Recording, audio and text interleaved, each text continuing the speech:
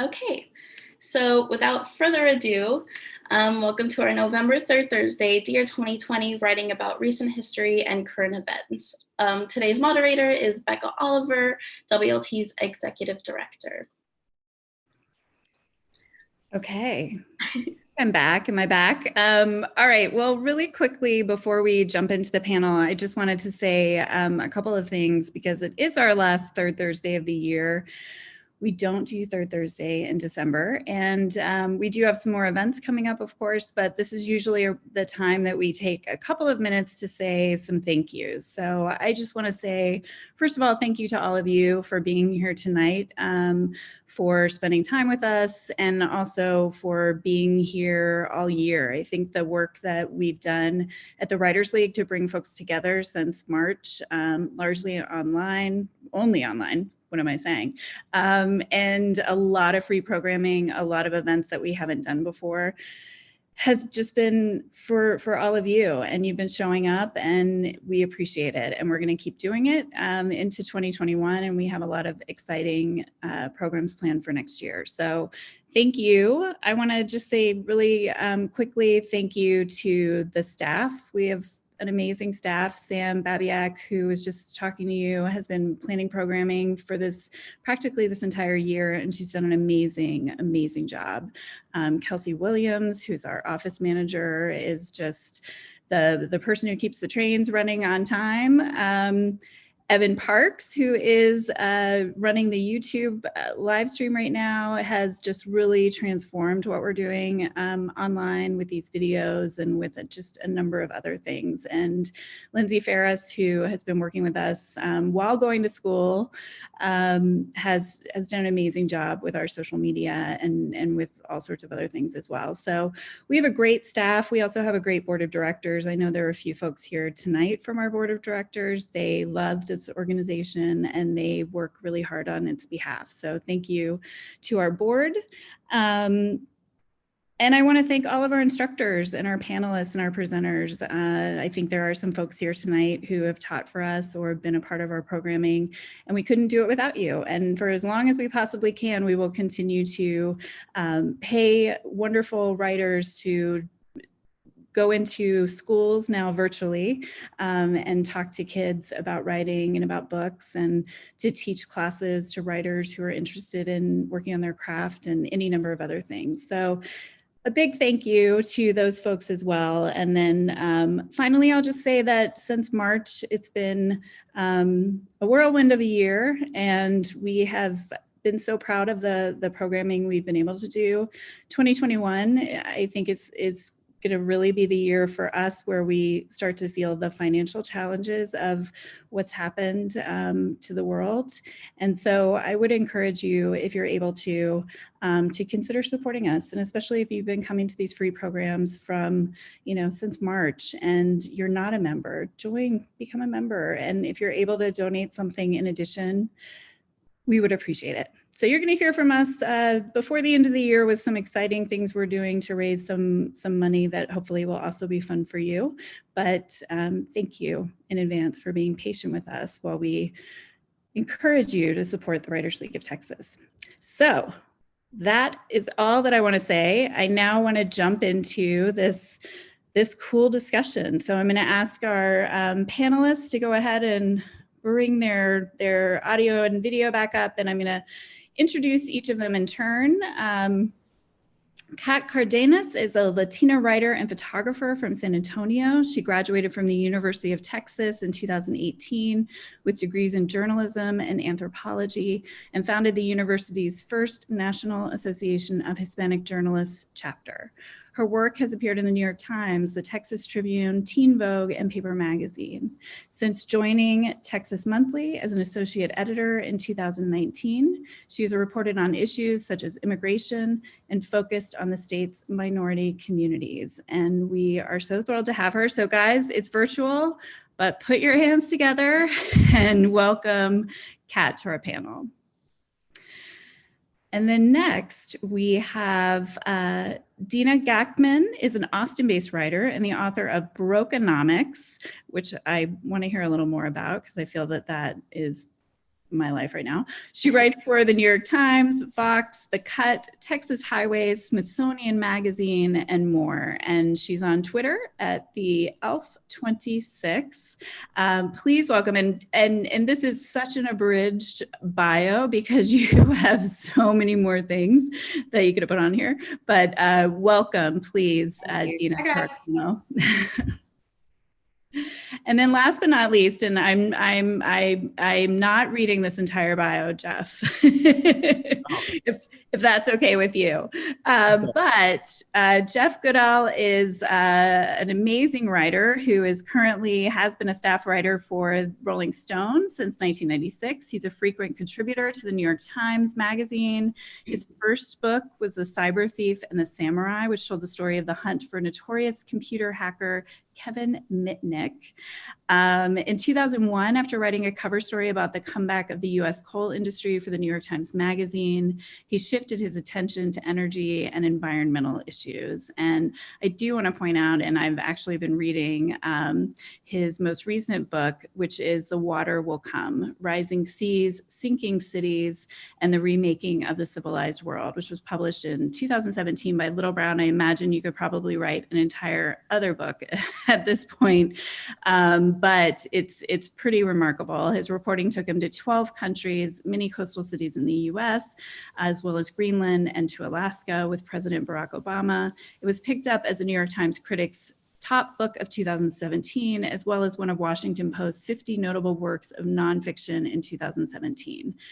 Jeff was a fellow at New America in 2016 and 17. He's currently a senior fellow at Atlantic Council. And he was recently awarded a 2020 Guggenheim Fellowship in General Nonfiction. So I barely touched on the highlights, but as you can see, there's a lot of impressive stuff here, and we're really thrilled to have you. So thank you and welcome, Jeff, to our panel tonight. Thanks. Good to be here.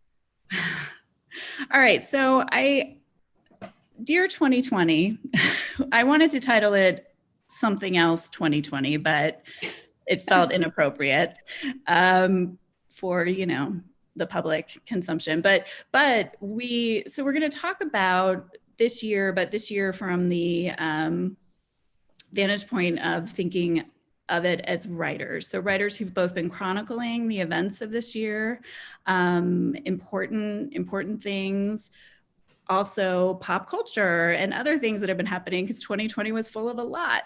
And then also what 2020 has meant for us as writers, just in terms of our writing life and our motivation and our inspiration and all of those things too. So I do want to start by just spending a little bit of time with each of you in turn and asking you to, with the first of those two things in mind, tell us a little bit about what your writing portfolio for 2020 has been. What have you been working on? What sorts of stories?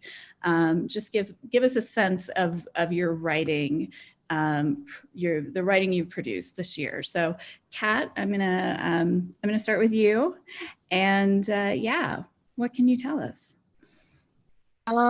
So this year, as with all other years, I've kind of been all over the place in terms of what I've been writing. I think prior to the pandemic, I had like a couple of culture and like more narrative, like personal essay type things. And then once the pandemic was becoming more serious, I had like a really weird mix of stories about asylum seekers and how detention centers were grappling with the pandemic, and them not really meeting the needs of asylum seekers and kind of putting them in danger, mixed with like really silly like pop culture stories. So the back and forth between those was pretty interesting. And then over the past several months, I've kind of kept up a similar mix where I pivot between news stories. There was so much breaking news this year that it was really overwhelming to figure out like what to pitch and like what to hone in on. And so I did some stories about DACA recipients, because obviously that news happened this year as well. How once the protests began, how the Latino community was responding to the Black Lives Matter movement. And then in between all of that, I got to do like some really, really fun stories that have been some of my favorites to do ever, which was we did like a really fun Wishbone oral history. um, and then I wrote about Danny Trejo, the actor who plays Machete, and some drag queen activists in the Rio Grande Valley. So all of that kind of offset some of the darker, more serious pieces that I was doing. And that was uh, genuinely like a very nice break to take and do some more fun stuff. And can I ask as well, and I'm curious for each of you, is this is it a combination of you pitching stories, but then also you being assigned stories, or and so was there a balance in terms of what were you pitching? Like, what did you find yourself drawn to writing about this year in all of those stories that you just mentioned? Kind of both, because I can't get out of my own way with those types of things. Yeah, when I would see all this news coming out about like asylum seekers and how they were dealing with things, I had a lot of contacts in that field already from other stories that I had done. And so I would pitch, different stories in that realm. But then when I felt like I needed a break and wanted to move on to something different, I was like, you know what? There are some drag queens that I've talked to before. They're in the valley and they're doing all this activist work down there. Like, that would be a really fun story for me to like shift my focus to, so I would pitch something like that. But in between, I got like some really fun pop culture assignments from my editors and stuff too. Yeah, thank you. So Dina, what about you? What does your writing portfolio looked like this year? It's been interesting, like since, thinking about this panel, it's kind of been interesting to look back and kind of look at the year through things I've written. It's like a little yearbook kind of how the year's gone. So, it started off, I do a lot of personal essays, pop culture, entertainment writing. But the first thing that really kind of was my, I guess, intro to the real 2020 was I pitched an article in February to the New York Times about fake plants. And this was before COVID was really like on everyone's mind. So it got accepted and I wrote it and turned it in. And I turned it in like on a Friday. And then by that Monday, like the world had changed and New York had shut down and everything was COVID. So I didn't hear back from the editor for like 2 weeks, which felt like probably 2 years. So I was like, it's going to get killed. Nobody cares about fake plants. What am I doing? And we ended up pivoting it and everybody was at home. So we took what was like the world before and kind of changed it for our current time, right? So everybody was at home and they were trying to like bring things into their apartments or their homes. So we focused in on that. So that was like a real shift for me when I kind of noticed, okay, obviously we're not going to write about things. It's not business as usual. Mm-hmm. So from there, I did a little bit of more evergreen kind of entertainment stuff, but pretty much everything had to do with, if it wasn't the pandemic directly, it was just our stress of of how things were going. So I wrote a lot of, if I did write about entertainment, it was usually about like what's giving me comfort during the pandemic, which I think was a big topic. I wrote a couple things for Parents Magazine. They approached me kind of early on because I had a kid at home and I was trying to work and he was home from school and it was like just a total disaster. So I wrote that kind of early on when he was home with me about like how to be a parent and how to work with your kid at home, which is the answer is you can't.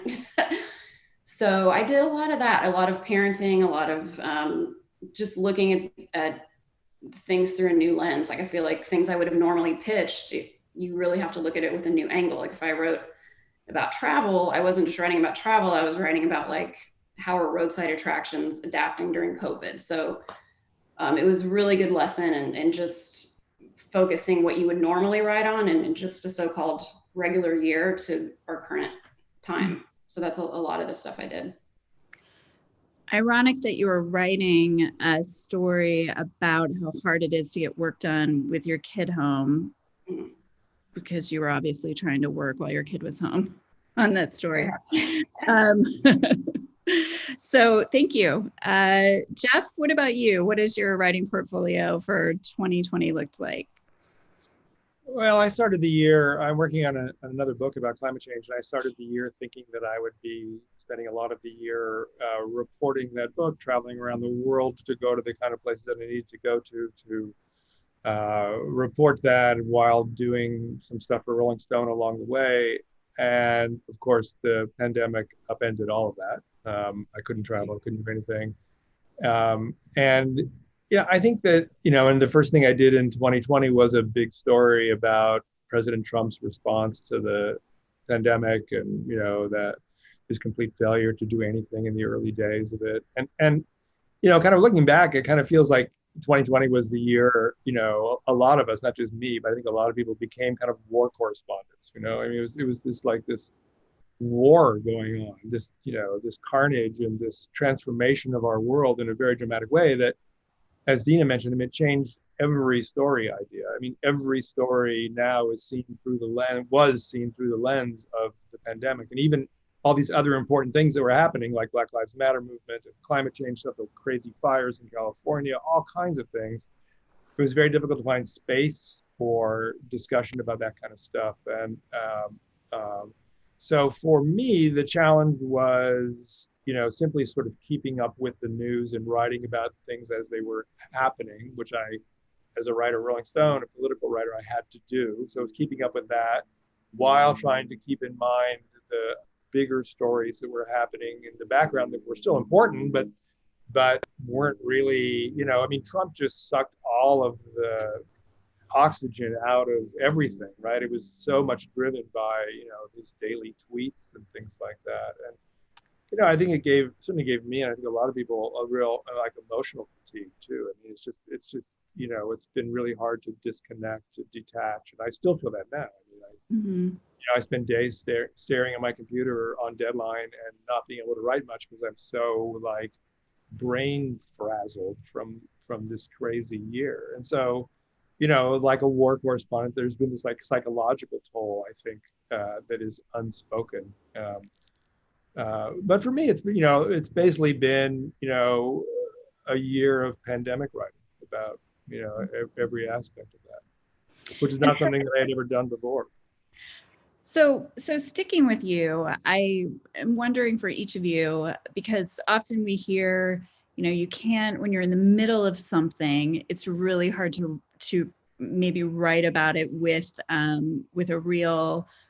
a perspective that is different than, just you're in the thick of it, right? And so how has it been trying to wrap your mind around what is happening right now in that moment, and then create a story for the readers that also, I don't know, has a little breathing room, if that makes sense, feels like something that that maybe illuminates while it's so hard to think of anything other than that, particular moment you're in, if that makes sense. I hope it does. And so you, Jeff, I want to know from you. Well, I think that's the difference between, journalism and fiction writing or personal essays and things like that. I mean, journalists, my job is to make sense of things in real time and try to give it some perspective and some, sense of importance. And, I'm not a daily journalist who's just simply filing the news for AP or the New York Times or something. I'm writing in this weird middle ground for Rolling Stone, which, is long form narrative journalism, right? Stories that I write are 5,000, 6,000, 7,000 words long. But so they're in real time about real time events, but they also have a little bit of distance different than the sort of daily response.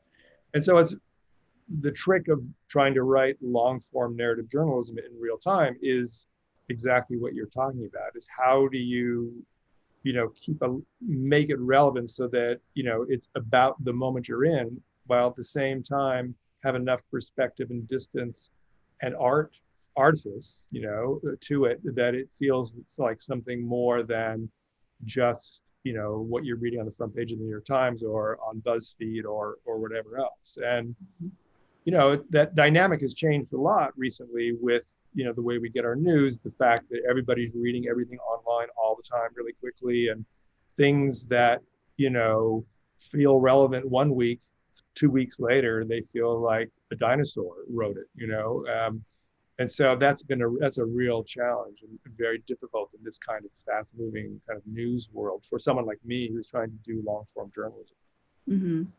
Kat, what about you? Sort of the same question in terms of writing, in the thick of this moment and doing exactly what Jeff just said, which I know Texas Monthly does with their stories, which is give that perspective and sort of the distance feeling while we're in the middle of it. What's your trick? I'm not even entirely sure that I have one specific trick, but you can give all of them to us.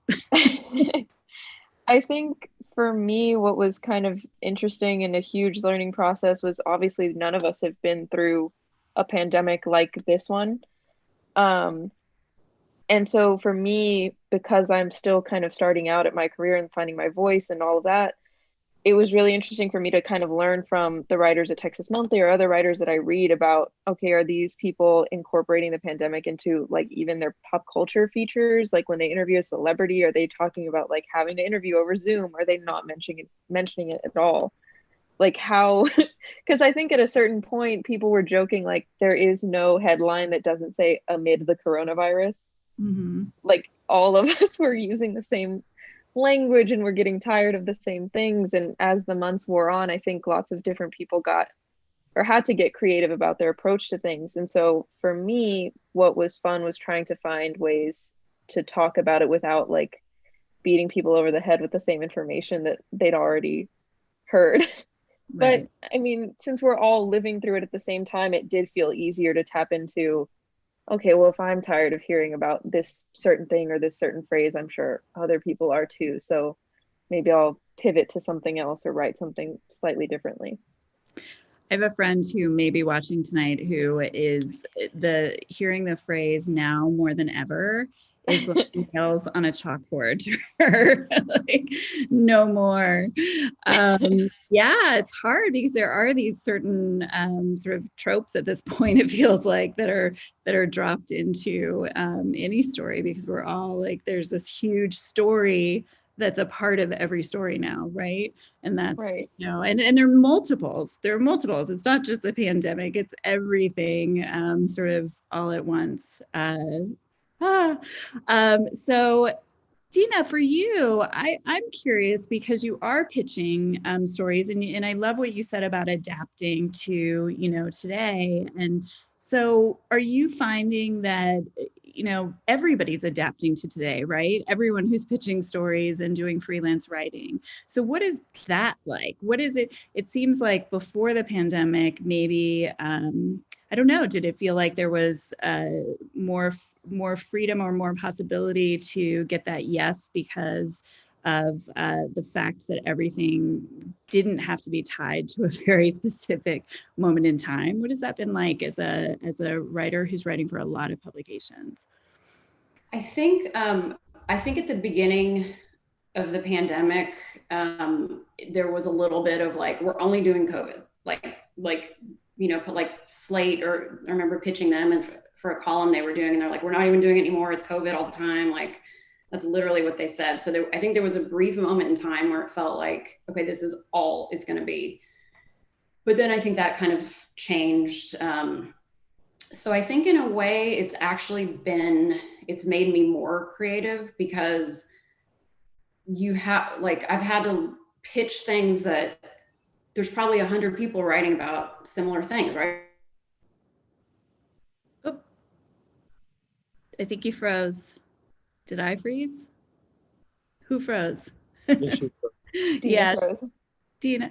Guys, it's just not out there yet. So I think we lost you for a second there, Dina, just so you know. Okay. You're back. I don't know where you lost me, but yeah, I was just saying it's like forced me to be more creative, because besides the brief moment where it was just all COVID all the time, like in years past, like everybody writes about, say, relationships or, you know, what's going on in the news, but you always have to have your own angle. But I think now more than ever, like you really have to look at things from a different perspective, right? Like if you're going to write, like I was saying, if you're going to write about travel, you know, don't write the story that everybody else is writing about, like road trips or the new plane trips, right? That's been done. Find your new thing. So I think it's been different in that way, just even with personal essays.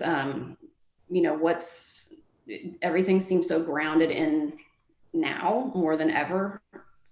You see that that everyone hates.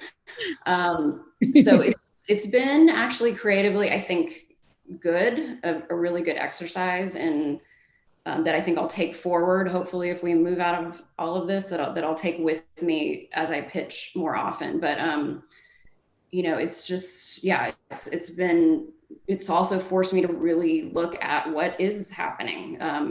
How are people's day-to-day lives? It makes you feel really connected, right? Because everybody's kind of like reaching out to each other through their writing or through what they're tweeting, and it's been kind of amazing in that way. Just I've read so many incredible things, so it's been I think writing wise a really good year in that sense.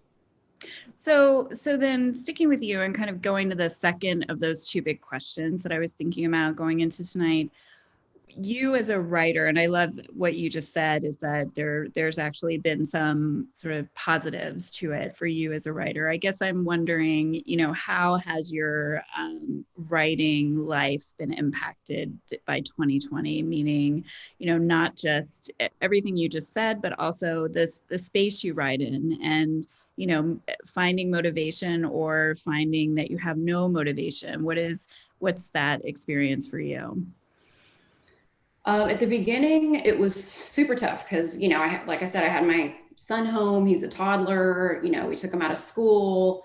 I'm used to working from home. Like that wasn't the big shock to me.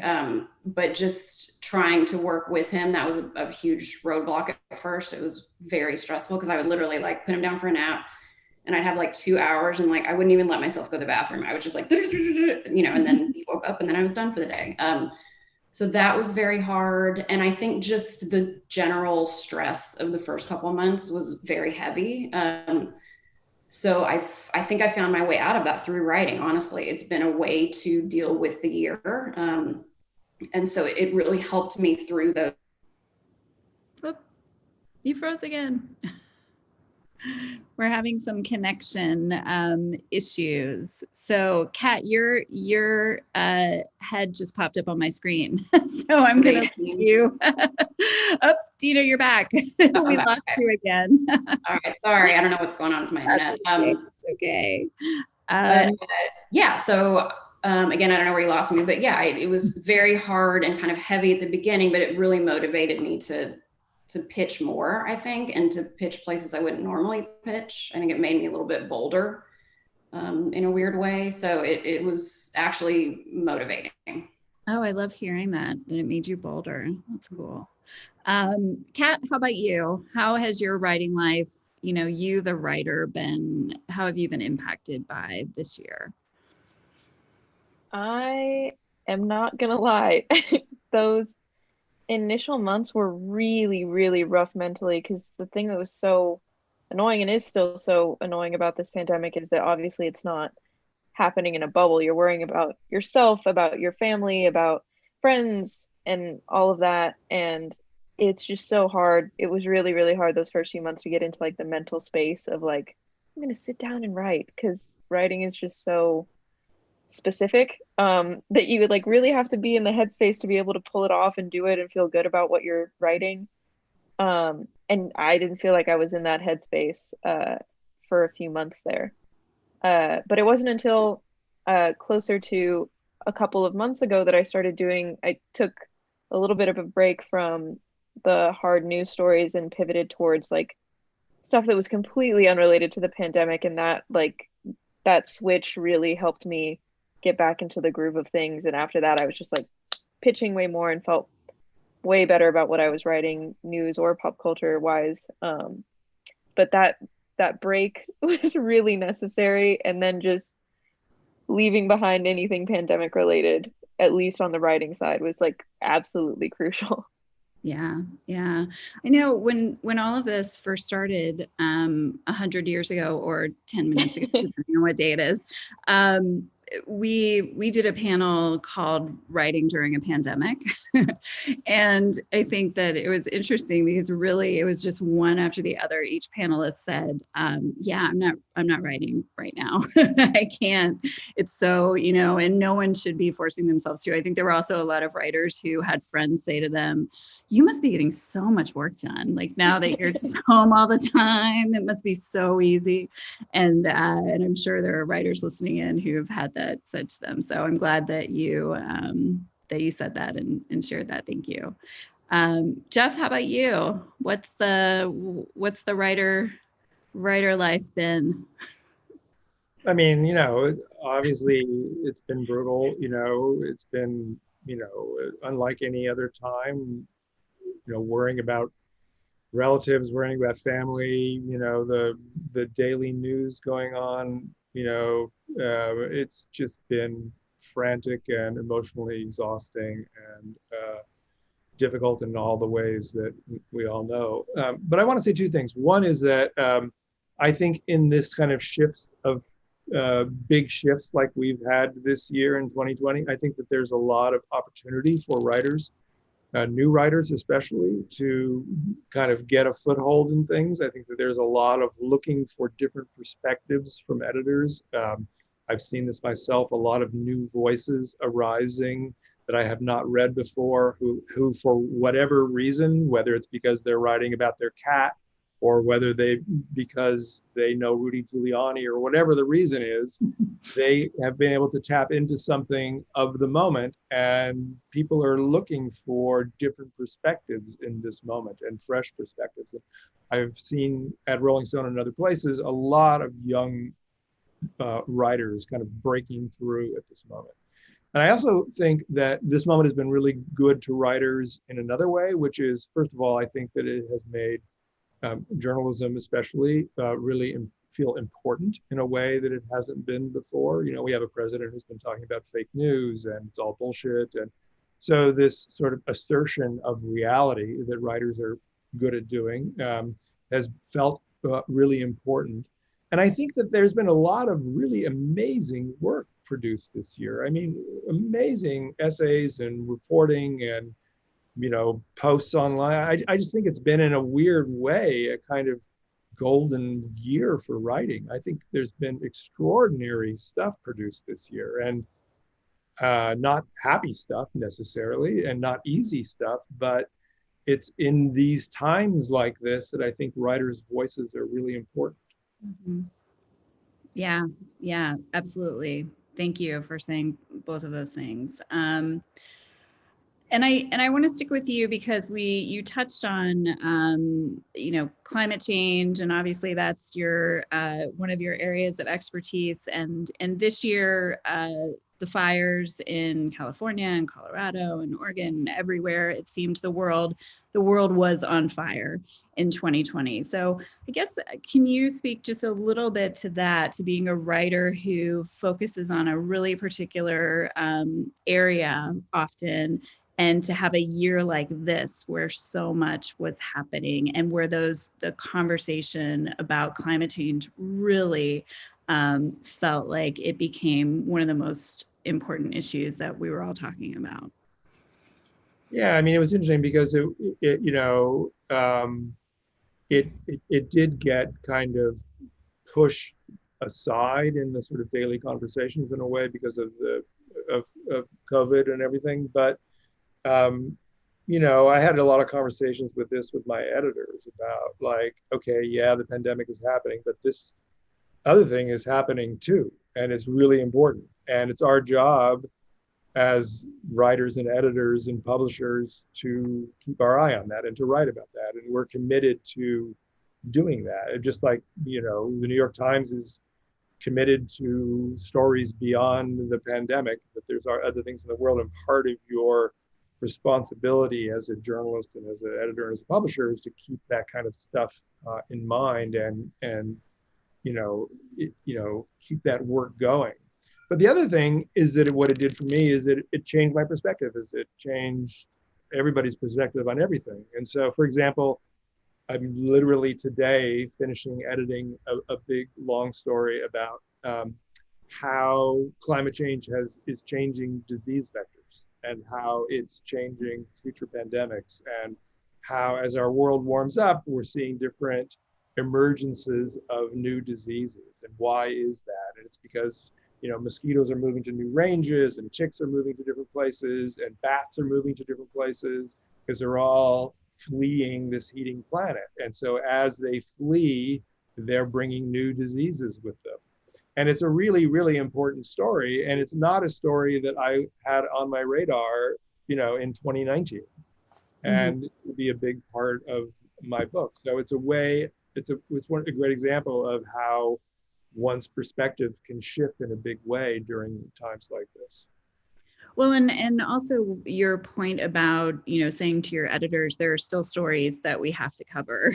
So even though we are sort of singularly focused on the pandemic for good reason, that it's our duty to also talk about these other things. And Kat, I would love to ask sort of the same question to you, because I know that you have done some really powerful pieces and important pieces for Texas Monthly on a variety of topics, and among them DACA and immigration. And can you talk a little bit about making sure that those stories were also told and continued to be told, even during a year where we have had so many things that have tried to and have successfully taken our attention away?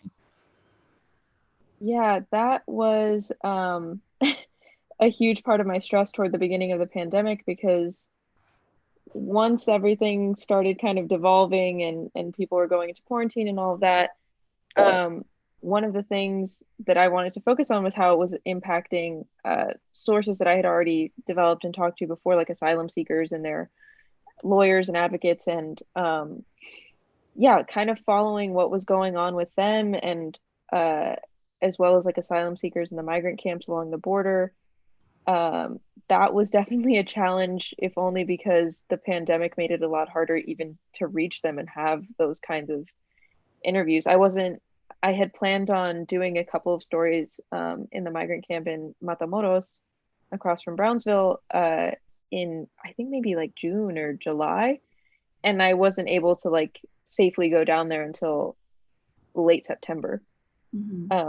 So that's just like months that go by where that story kind of gets lost. And obviously there are tons of great journalists who pick it up in the meantime and are also reporting on that and have been reporting on that way before I was. But for me personally, that was really frustrating at the time, trying to figure out how to still cover it when I'm not able to talk to them and see them. And it just kind of changes the way that you write everything, because you can't have the same level of description. But my editors were always pretty great at hearing me out when I was like, listen, we're talking about the pandemic, but no one's really talking about, you know, how ICE isn't taking appropriate precautions, and there's all these people in detention centers who can't raise the alarm for themselves. Or there's the asylum seekers in the camp in Matamoros, and all of these doctors are saying it's like a waiting hotspot if no one does anything. And you know, so just different stuff like that. My editors were always really good about hearing me out and doing kind of those slightly offbeat versions of pandemic stories. Well, and that brings me to another question, which I'll stick with you for, is what are some of the things that you did? What are some of the tips, I don't love that word, but some ideas you can give to fellow writers about how you write stories in a pandemic, meaning, you know, is to research effectively? Are there ways that you got around the fact that you couldn't be on the ground and describe use your five senses? But what did you do to still, you know, make it your own and be true to your voice? I think there were a lot of tricks that I picked up from other coworkers of mine. Some of them would literally just go onto like Google Street View to try and get an idea at least of like the layout of a place. But it was also a lot of asking sources questions like, can you describe to me the room that you're in? Can you tell me like what the weather's like right there? Like how has your day been? And getting those basic questions out of the way so that I can at least set more of a scene. And obviously when video calls are possible, that made things a little bit easier, just to be able to tell people's facial expressions and describe stuff like that. But yeah, things like Google Street View were surprisingly helpful. If not just asking people literally to like FaceTime you and walk them, like have a conversation while they're walking around so that you can get like a little bit of their surroundings. That's interesting too, because you're when you ask those questions like what can you see right now? I mean, what do you hear? What's the weather like? It's almost there, you're getting your five senses, but from your point of view, which is wow. Yeah. So I would say the same question to Dina and Jeff.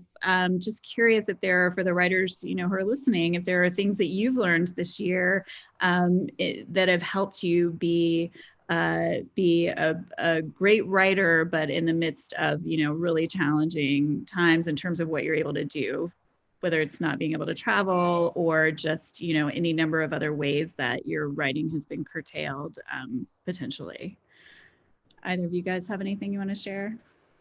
I think for me, kind of like Kat was saying, like if I wrote a travel piece about roadside attractions, and obviously I couldn't go to the Badlands or the Mustard Museum and, wherever, I can't remember, I think it was Wisconsin, unfortunately. And so I couldn't go to these places, but yeah, it was a lot of looking at the pictures and trying to put myself there rather than actually walking into the place or asking, the Mustard Museum guy, like, how many mustards do you have? And are they in tins? Or are they in, like trying to get super specific details so that you could, not fake that you were there, but really paint a picture. So it just, I had to do a lot of that, kind of asking a little bit like more specific questions about what somebody's, collection of china looked like, so I could write about it and put people in the moment.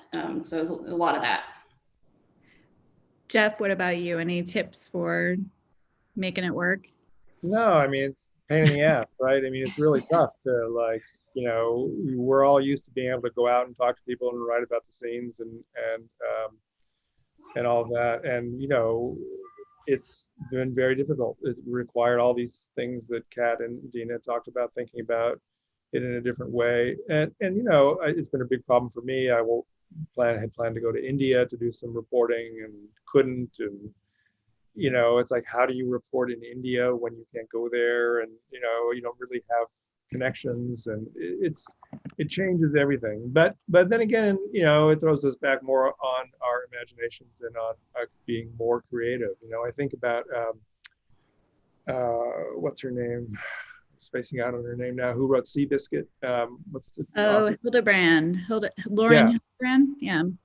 Who has forgotten now what she has, some kind of incapacitating disease, and never left her house to write that entire book, and would have people like send her things, like, I mean, not just pictures, but like halters of horses and different tools, and so she could see them. I mean, she used her imagination to recreate that entire world for that book, and that was an imaginative or really creative nonfiction. But I think we're all have had to move in that direction of thinking creatively, and it's been hard, but I also think that there's sort of interesting things that kind of come out of it, and it flexes a different muscle in our writing brains. Mm-hmm.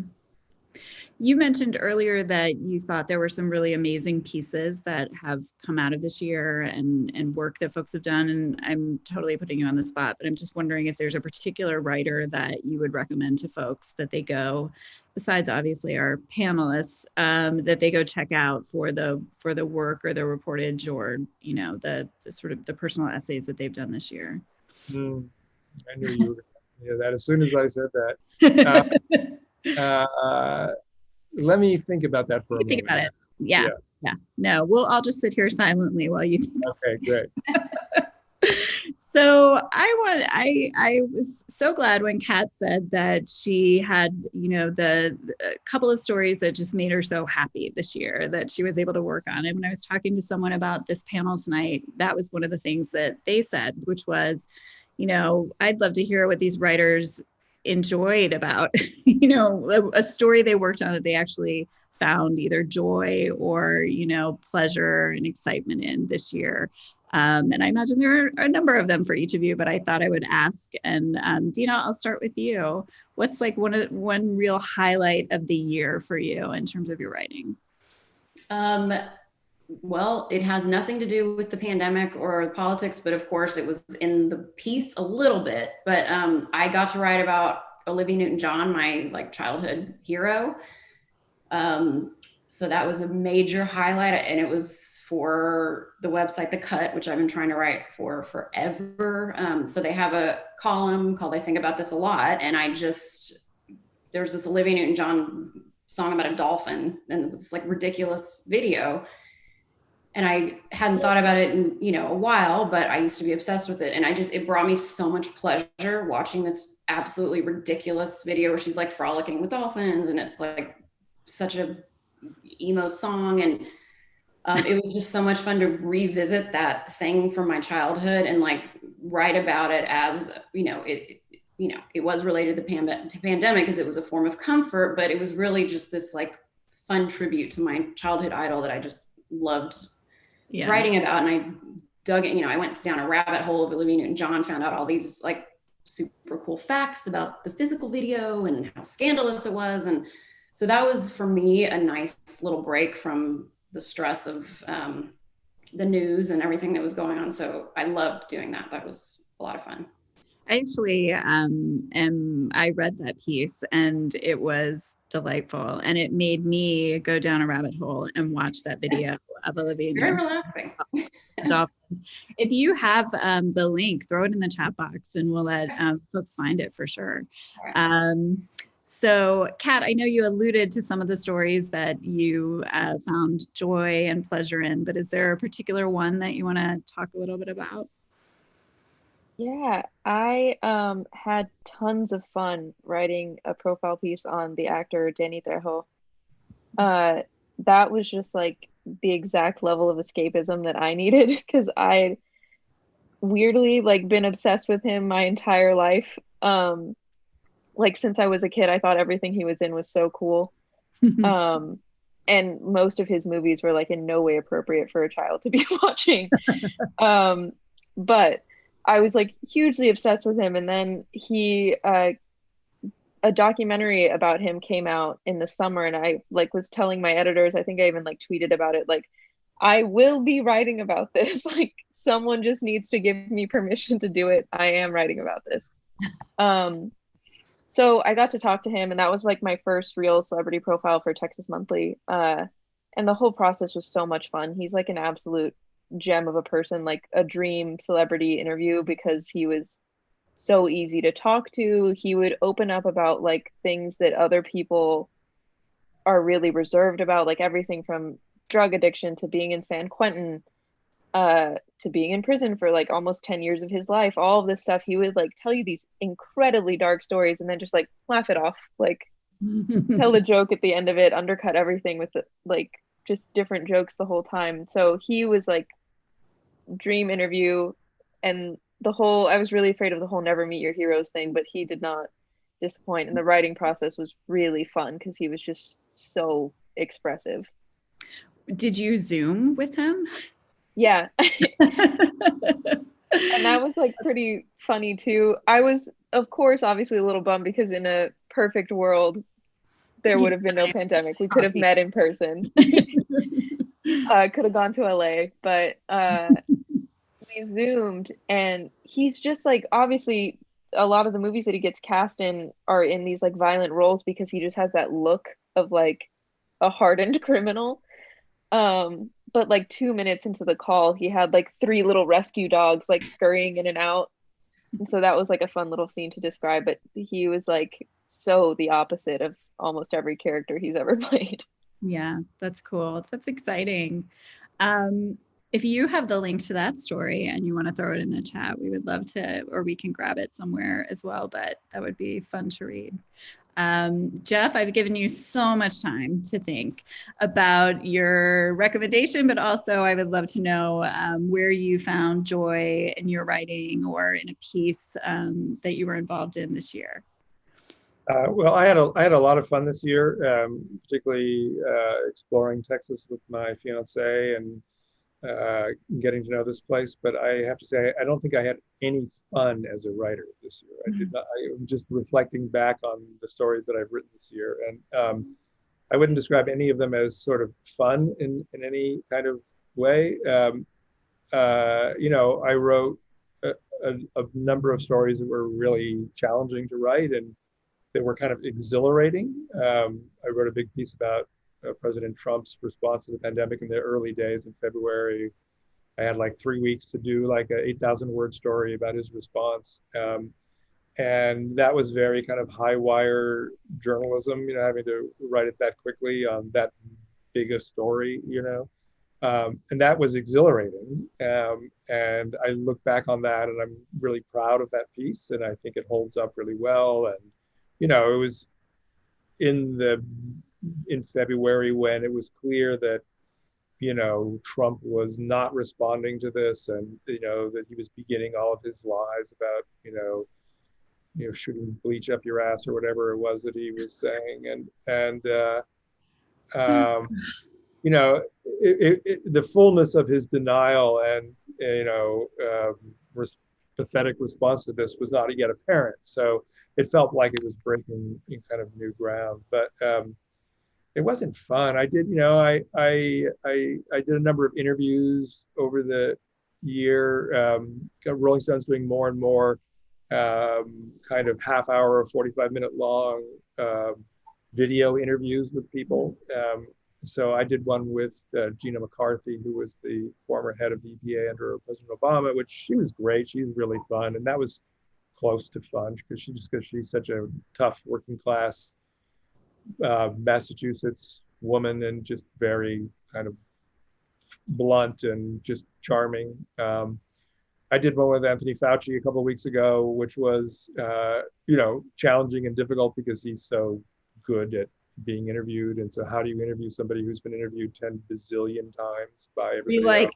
I'm going to be the one to crack him open.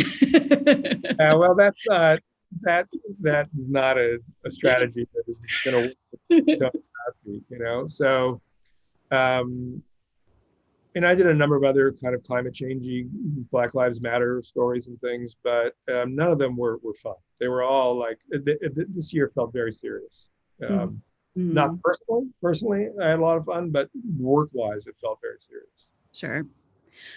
So then before we check to see if we have any questions, guys, if you have questions, throw them in the chat box if you have questions for our panelists. But I would love to know, since this year, is almost over, what is 2020 for you, or 2021, geez.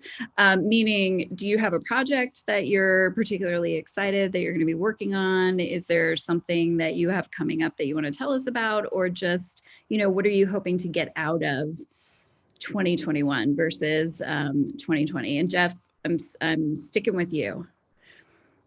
Well, that's easy for me. I have a book due November 1st, so November 2021. So I need to spend the year writing hard on that. Hopefully, I will be able to travel in the summertime, I hope. I would like to get to India and do some reporting that I haven't been able to do for the book. But for me, it's a sort of single-minded focus on that. And, that's, a big project like that. I'm going in 25 different directions, trying to write and report that out. But that's my sort of single-minded focus for the year for sure. And then due November 1st, when do you have an idea of when it will publish? Yeah, June or July of the next summer of 2020. Mm-hmm. Yeah, that's pretty quick. I imagine when you're writing very, current event related books that they're trying to turn them around pretty fast, right? Yeah. Cool. Yeah. Good for you. We will invite you back to talk to us about that. Dina, what about you? What's 2021 going to be for you? So I have, when I'm not freelancing, I ghostwrite celebrity memoirs. So I have 3 coming out next year. 2 are finished, one's about to be finished, and then I'm starting on a new one. So that's going to be a lot of 2021. And then I'm working on a novel, which I keep telling myself to take a break and work on, but somehow that does not happen. So hopefully I will actually take a little bit of a breath and work on that some more. Yeah. Freelancing, basically. We'll have to do a panel discussion with you one day just on celebrity memoir ghostwriting, because I imagine that we'd have everyone in attendance sign non-disclosure agreements, obviously, and then you could I have to be very careful what I said. We talk about all of your projects. Thank you. And so, Kat, what about you? What's 2021 for you? I really hope that 2021 means I'll be able to leave the state in some way. This state is so big that it's impossible to get out during the pandemic. But yeah, I'm really excited about some personal essays that I'm working on about my insane, large Mexican family. And that's always a nice break to write about them. They've provided me with too much material over my life.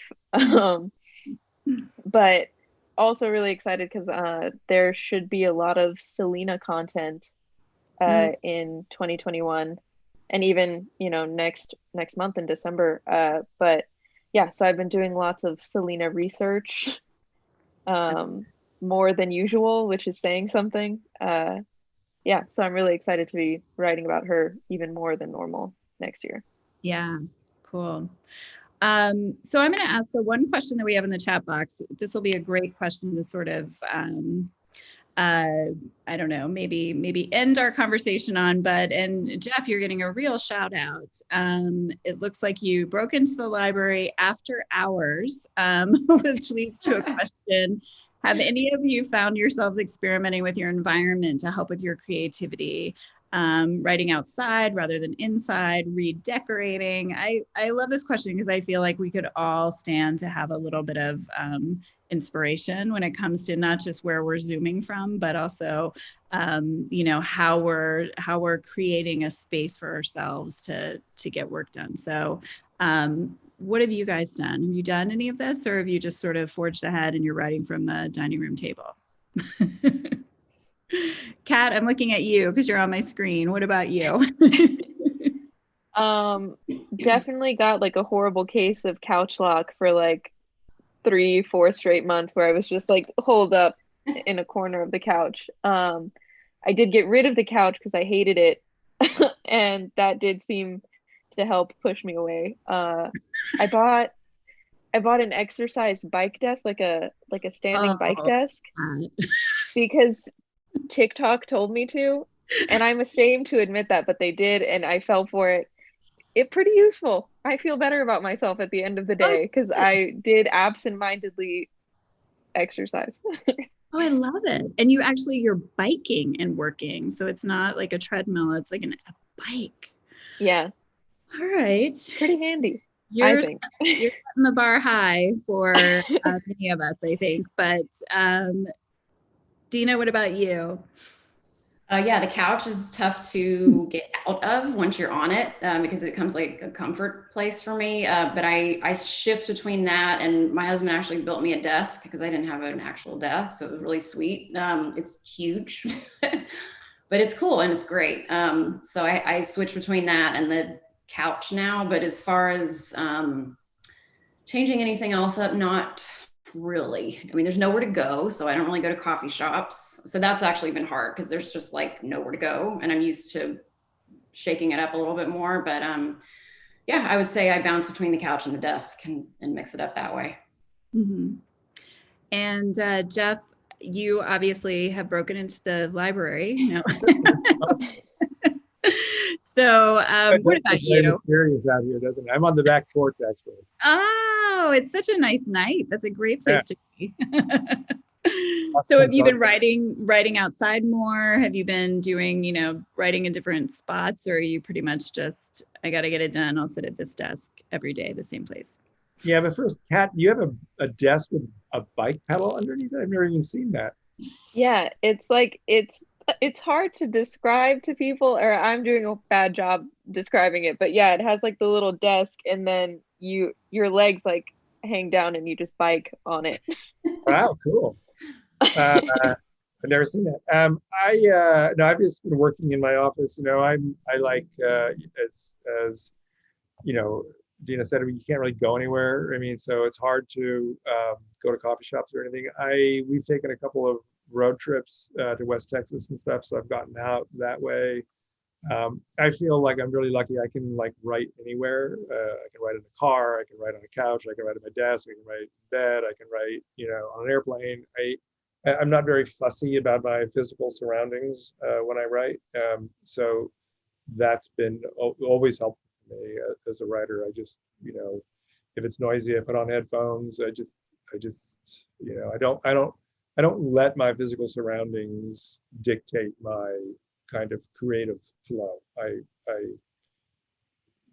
feel it's like a principle I have. I'm gonna get it done wherever it is, whatever it is, I'm gonna write. And I feel very kind of determined about that. I like it. You're stubborn and disciplined. It's nice. So one last question from the audience for you, Jeff. There's been a lot of resistance by the public about acknowledging the dire situation of climate change. Do you think that's starting to change? Yeah, I mean, I think there's more resistance in Texas than there is in other places. And I do think it's obviously starting to change very, very dramatically. Partly because it's happening in front of our eyes and we're seeing it with fires, and it's happening sort of in real time. Also because the kind of old arguments about the science are so widely discredited now, and most importantly, the solutions now are becoming so apparently better in every way. Clean energy is cheaper, electric cars are better in many ways. I mean, there's just the economics of it are changing hugely, and that's something that I feel very powerful here in Texas with the oil industry and how dramatically that is being impacted by these changes. And politically, it's still very complicated here, but you really, I think in 2020, I've been about this a long time, you really feel the inevitability of it. I mean, I think that, the inevitability of both the dramatic changes we're seeing climate-wise, but also of the dramatic economic changes we're going to see with the rise of clean energy. Yeah, yeah. Did you think of that writer or that piece you wanted to recommend? Now, one of the things I was thinking about is that a lot of them are writers whose names that I don't know, because they're like people who wrote essays about being a nurse in a hospital, or who wrote, accounts of their neighborhoods during the Black Lives Matter stuff. There's a lot of voices of writers that shamefully I can't say off the top of my head, because I just wasn't thinking about it that way. But so they're kind of one-off pieces, but I think all of us can think of things that we've read this year that are, hugely compelling from a sort of human drama point of view, because there's been so much of it. And a number of writers have really done a great job capturing it. Yeah, it's been a year of pretty amazing personal essays, I would say, everywhere you look, and just really great writers, including the three of you. Thank you so much for being here tonight. Thank you for sharing your thoughts and your perspective with us and helping us say a final farewell to the year known as 2020. We really appreciate it, and we're looking forward to everything that's going to come from you guys next and in the future. And I want to thank everyone who's been listening in for being here. It's been a wild year, but one of the things that I know I've really appreciated about it is the community that we have here in Texas, the literary community and beyond, because I know there are folks on here from outside of Texas as well. So just keep supporting the writers around you, the people around you, the readers around you, and we'll see you soon, everyone, I hope again. But thank you to our panelists, and a big applause from the virtual world, and good night. Yeah. Bye. Thank you. Thanks for having me. Bye. Yeah. Thanks. Thanks, Bye. guys. Bye. Take care, everyone.